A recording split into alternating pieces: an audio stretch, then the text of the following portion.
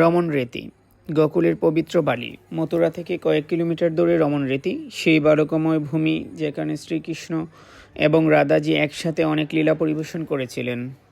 আজ থেকে 5000 বছর আগে ভগবান শ্রীকৃষ্ণ, দেবী রাধা এবং শ্রী বলরামের সাথে এই ভূমিতে পা রেখেছিলেন। এই মাটিতে ভগবান শ্রীকৃষ্ণ তার গোপালক বন্ধু এবং ভাই বলরামের সাথে এই বালিতে খেলা করেছিলেন। রমন অর্থ ঐশ্বরিক খেলা এবং রেতি অর্থ বালি।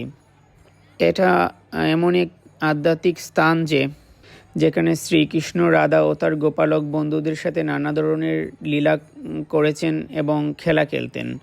ভক্তরা এখনও বিশ্বাস করেন যে ভগবান শ্রীকৃষ্ণের পায়ের চিহ্ন এখনও এই বালিতে অঙ্কিত আছে এবং তাই এই স্থানের প্রতি তাদের প্রচুর শ্রদ্ধা, এবং এখনও ভক্তরা এসে এই স্থানে এই বালিতে গড়াগড়ি দেন। গোকুল শহরে এমন অনেক স্থান রয়েছে যেখানে ভগবান শ্রীকৃষ্ণের জীবনের বিভিন্ন পর্ব সংগঠিত হয়েছে। তার মধ্যে রমনরতি হলো একটি, যা রমন বন নামেও পরিচিত।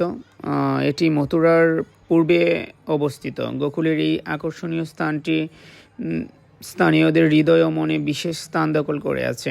এখানেই ভগবান শ্রীকৃষ্ণ, বলরাম এবং তাদের বন্ধুদের সাথে আনন্দ উল্লাসে তার শৈশবের দিনগুলো কাটিয়েছিলেন। ভক্তদের কাছে স্পষ্ট কারণ হলো এটি শ্রীকৃষ্ণের শৈশবের সাথে জড়িত।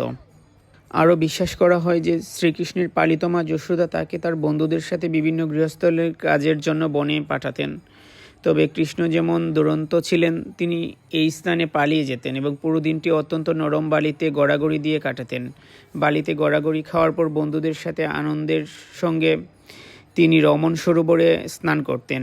আজও এই স্থানে আসা ভক্তরা বালিতে গড়াগড়ি খাওয়ার পর ভগবান শ্রীকৃষ্ণের সাথে ঐশ্বরিক মুহূর্তগুলোকে পুনরুজ্জীবিত করার চেষ্টা করেন। এটি মথুরা বৃন্দাবনের একটি গুরুত্বপূর্ণ তীর্থস্থান।